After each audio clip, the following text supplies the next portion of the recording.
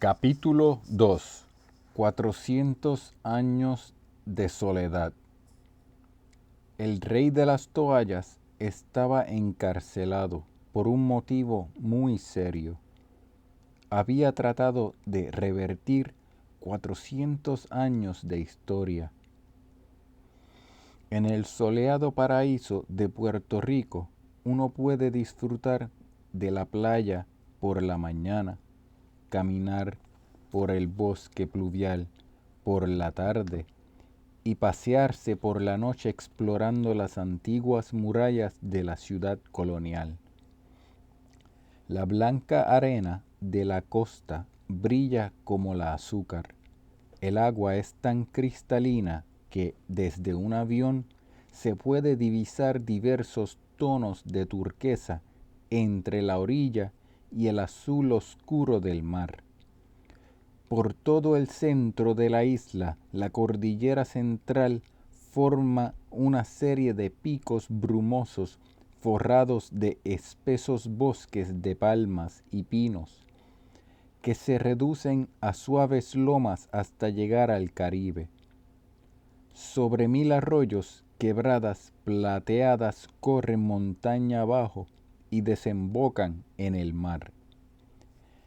El tercer río subterráneo más largo del mundo, el río Camuy, pasa por debajo de un vasto sistema de impresionantes cavernas. 10 millas de frías bóvedas de piedra caliza y 220 cuevas cubiertas de húmedas estalactitas gigantescas, estalagmitas y murallas calcáreas. El yunque es el único bosque pluvial subtropical en Estados Unidos. Cubierto de nubes o enmarcado contra un intenso cielo azul, cobalto, surge majestuoso con su dosel de árboles milenarios, cascadas torrenciales y charcas naturales. Sus 28.000 hectáreas nutren sobre 50 variedades de orquídeas, helechos gigantes, palmas de sierra, bosquecillos de bambú, heliconias, bromelias y 225 variedades de árboles nativos.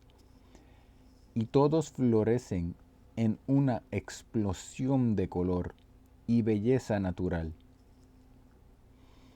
El yunque, además, alberga lagartijos, iguanas, coquíes y 79 especies de aves que incluyen la rara cotorra verde puertorriqueña. La gente diría que raras veces son vistas fuera de la legislatura de Puerto Rico y Washington, D.C. La isla entera es de origen volcánico y su suelo es muy fértil. Está estratégicamente ubicada entre las Américas del Norte y del Sur. Es la primera masa terrestre importante que un galeón europeo encontraría tras el largo y azaroso cruce del Océano Atlántico. Por todas estas razones, al cabo de 4 siglos, Puerto Rico se convirtió en un balón militar y político. El abuso contra la isla comenzó muy temprano, en 1493.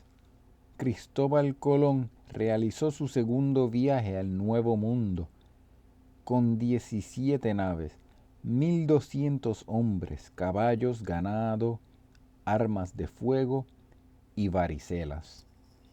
Cuando finalmente arribó a una isla grande, esta era Puerto Rico. Los indígenas taínos le dieron una cordial bienvenida, pero cometieron un error muy grande.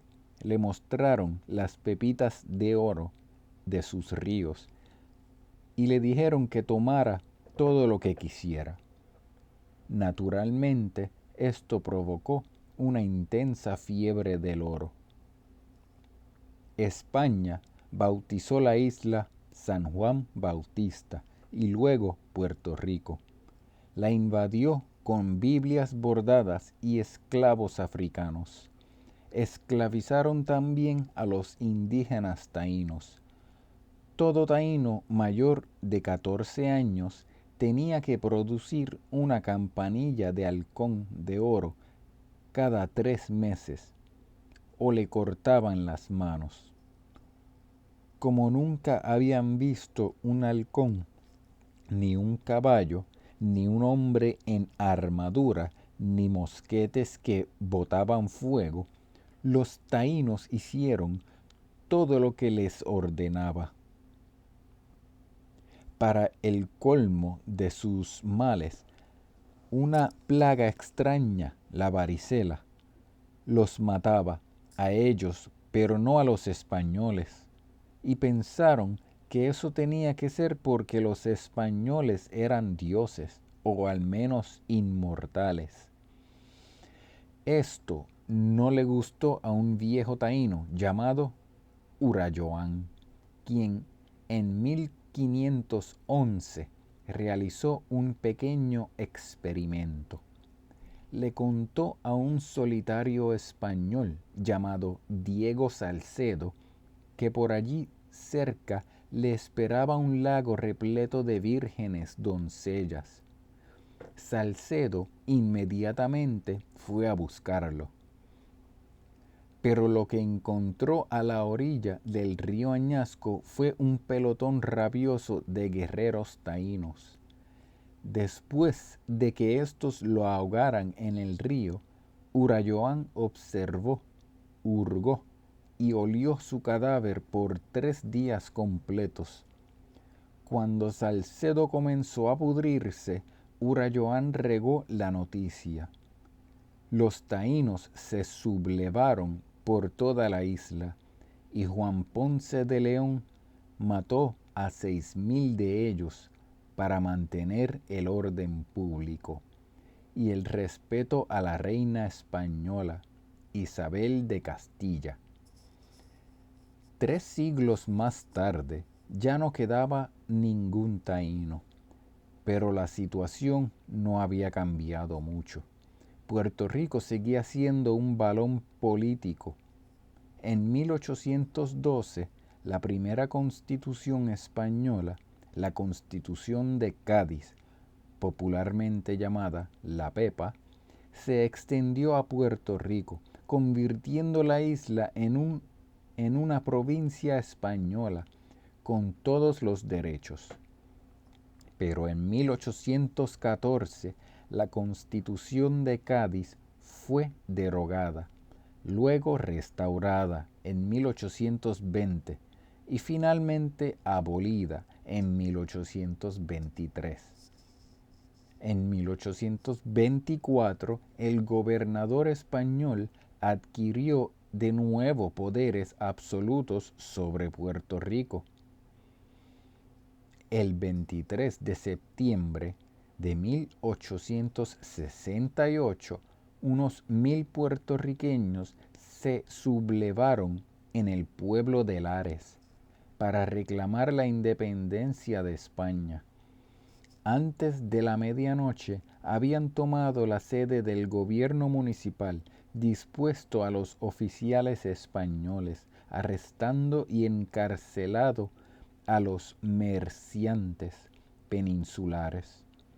Izaron una bandera blanca con la inscripción Libertad o muerte, viva Puerto Rico, año 1868. Asumieron el control de la alcaldía y obligaron al cura de la parroquia a cantar un Te Deum por el establecimiento de la República. Entonces declararon a Puerto Rico soberano, instalaron un gobierno provisional y liberaron a todos los esclavos que se adhirieron a su causa. Al próximo día por la tarde, la milicia española del cercano pueblo de San Sebastián del Pepino derrotó a los rebeldes y las tropas los persiguieron desde Aguadilla hasta Arecibo. El grito de Lares había fracasado. En respuesta, sin embargo, el gobierno español promulgó una constitución liberal en 1869 que restauró la ciudadanía española de los puertorriqueños, así como su derecho a ser representados en las Cortes Generales o Parlamento Español. 30 años después, en 1897, el primer ministro español firmó la Carta Autonómica que otorgó a Puerto Rico el derecho a tener su propia legislatura, constitución, aranceles, sistema monetario, tesoro, sistema judicial y fronteras internacionales. Después de 400 años de gobierno colonial, la Carta creaba la Libre República de Puerto Rico. Se celebraron elecciones para la legislatura en marzo de 1898 y el nuevo gobierno se instalaría el siguiente mes de mayo. El 12 de mayo de 1898, el estruendo de cañones despertó a la población de San Juan, cuando 12 barcos de guerra y torpedos bombardearon la ciudad durante 3 horas seguidas, ennegreciendo el cielo con el humo de los cañones. Las bombas averiaron muchas casas de familia y destruyeron las calles. El faro del Castillo del Morro y la iglesia de San José, reliquia del siglo XVI, recibieron repetidos impactos. El gobernador corrió al fuerte de San Felipe del Morro para defender la isla con 3 cañones tipo Ordóñez, pero San Juan se había convertido en un pueblo fantasma, ya que 30,000 de sus habitantes abandonaron la ciudad mientras su mundo se desmoronaba a su alrededor. La guerra hispanoamericana, declarada por Estados Unidos contra España el 25 de abril, había llegado a Puerto Rico. Cuando los soldados norteamericanos invadieron los pueblos del interior, The New York Times anunció con orgullo: nuestra bandera izada en Puerto Rico. A medida que la guerra continuó y las tropas estadounidenses marcharon a través de toda la isla, la burguesía puertorriqueña especulaba sobre la liberación, pero los campesinos les importó un bledo. Estaban hartos de la política, de los políticos y de sus promesas. No importa de quién viniese. Cuando pasaban las tropas norteamericanas, los perros ladraban y los campesinos seguían arando la tierra. Ellos aceptaron el cambio de soberanía con el mismo fatalismo con el que aceptaban las lombrices, los huracanes y la tuberculosis. Los americanos se mostraron más optimistas al respecto.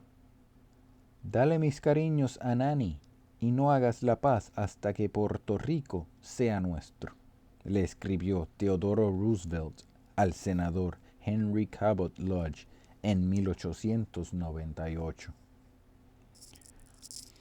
Puerto Rico no ha sido olvidado, le contestó el senador. Hemos decidido tomarla. El New York Journal of Commerce declaró: Puerto Rico tiene que ser nuestro, porque cuando un territorio de esa naturaleza cae a nuestras manos, es para nunca más dejarlo ir. The New York Times reconoció el valor comercial de Puerto Rico y la sabiduría de tomarlo y mantenerlo para siempre.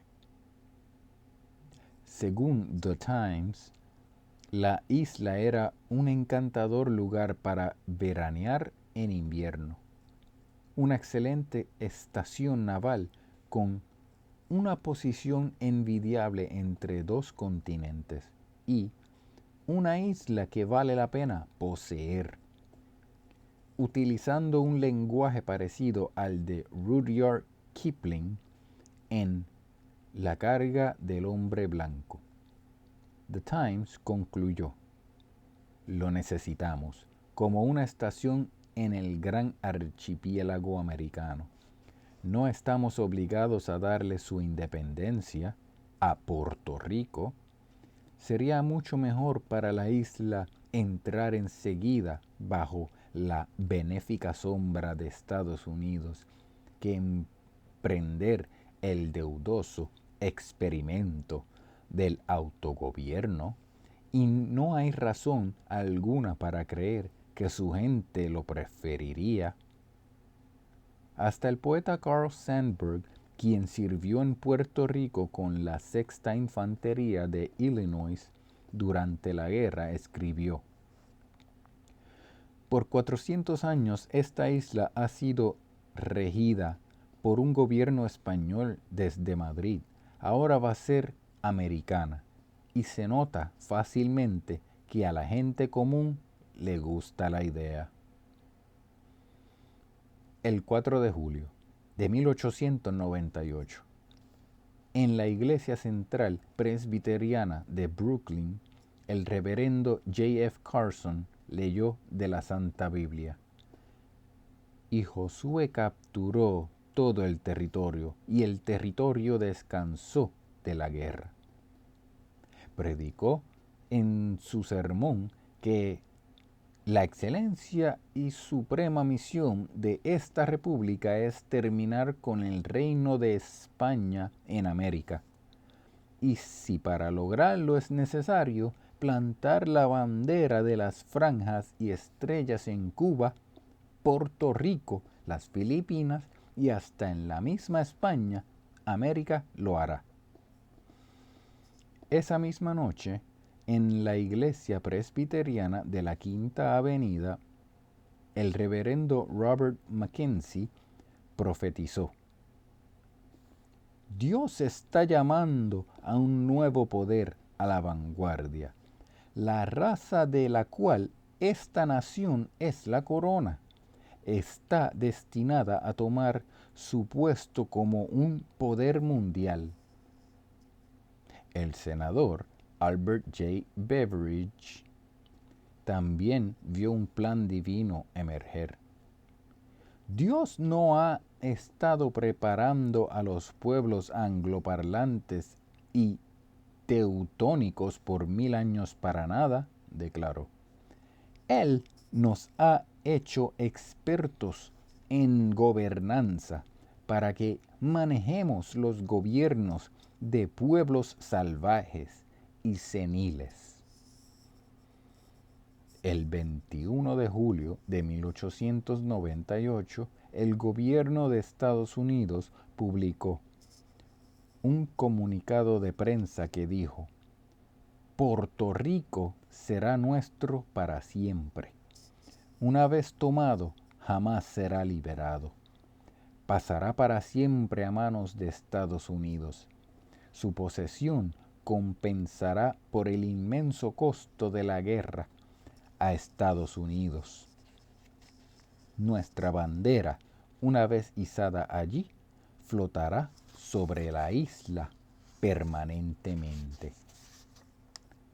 En el hemiciclo, el Senado Federal, el senador republicano Joseph B. Foraker pronunció que Puerto Rico es radicalmente diferente a todas las personas para quienes hemos previamente legislado, no tienen experiencia que los cualifique para la gran tarea de gobernar con todos los negociados y departamentos que el pueblo de Puerto Rico necesita.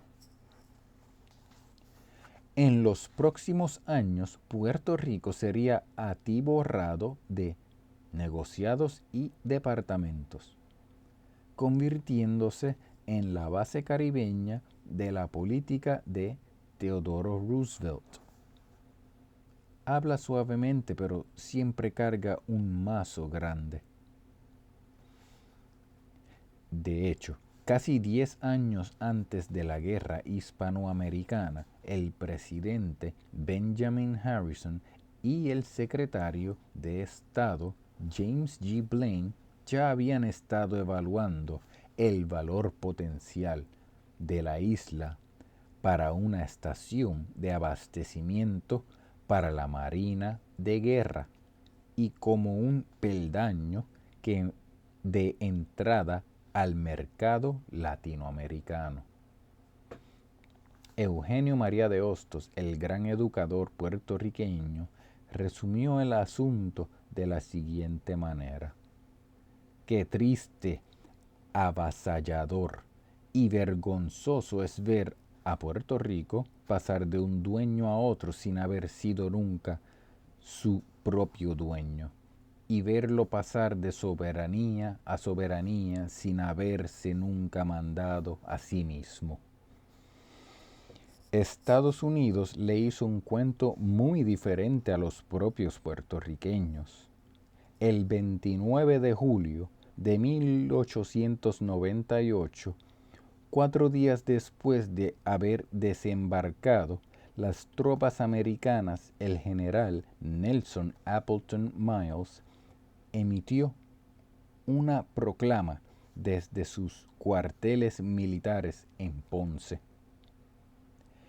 Era el primer enunciado oficial del gobierno de Estados Unidos, explicando sus planes para Puerto Rico. El objetivo principal de las fuerzas militares norteamericanas será derrocar la autoridad armada de España y darles a la gente de su bella isla la mayor medida de libertades consistentes con la ocupación militar. No hemos venido a hacer la guerra contra el pueblo de un país que ha sido oprimido durante siglos, sino, por el contrario, a traerles protección, no solo a ustedes, pero también a su propiedad, promover su prosperidad y otorgarles a ustedes las inmunidades y bendiciones de las instituciones liberales de nuestro gobierno y darles las ventajas y bendiciones de una civilización preclara. Esta civilización preclara ya tenía una firme opinión de sus nuevos vecinos. El 22 de febrero de 1899, The New York Times publicó un artículo titulado Americanizando a Puerto Rico, que describía a los puertorriqueños como incultos, ingenuos e inofensivos, a quienes solo les interesan el vino, las mujeres y el baile. Tan reciente como en 1948, el Scribner's Commentator escribió: los puertorriqueños son todos carentes de valores morales, por lo que a ninguno de ellos parece incomodarle el revolcarse en las más perversas degradaciones. En 1948, escritores populares todavía decían que los puertorriqueños no nacieron para ser neoyorquinos, son casi todos rudos campesinos sujetos a enfermedades tropicales congénitas, físicamente inadaptables al clima invernal, carentes de destrezas, incultos, no hablan inglés y están casi imposibilitados de asimilarse y acondicionarse para una existencia útil y saludable en una ciudad activa de piedra y acero. Las opiniones más pintorescas y racistas eran las emitidas por el ala sureña del Partido Demócrata.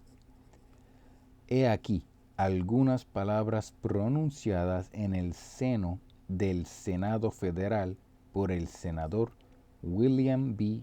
Bate, quien había servido como general en el ejército confederado. ¿Qué va a ser las Filipinas? ¿Qué va a ser de las Filipinas y de Puerto Rico? ¿Se van a convertir en estados con representación aquí de esos países? De esa masa heterogénea de mestizos que componen su ciudadanía. Eso sería objetable para las personas de este país, que es como debería ser, y ellos lo detendrán antes de que ocurra. Jefferson fue un gran expansionista, pero ni su ejemplo ni su precedente provee justificación alguna para la expansión a territorios de ultramar sobre los pueblos incapaces de gobernarse a sí mismos, sobre religiones hostiles al cristianismo y sobre salvajes adictos a la cacería de cabezas y al canibalismo, como lo son algunos de estos isleños. La percepción nacional estaba clara. Los puertorriqueños eran ignorantes, incivilizados, inmorales y totalmente incapaces de gobernarse a sí mismos. Estados Unidos los protegería, domaría su salvajismo, administraría su propiedad y los liberaría de sus 400 años de soledad.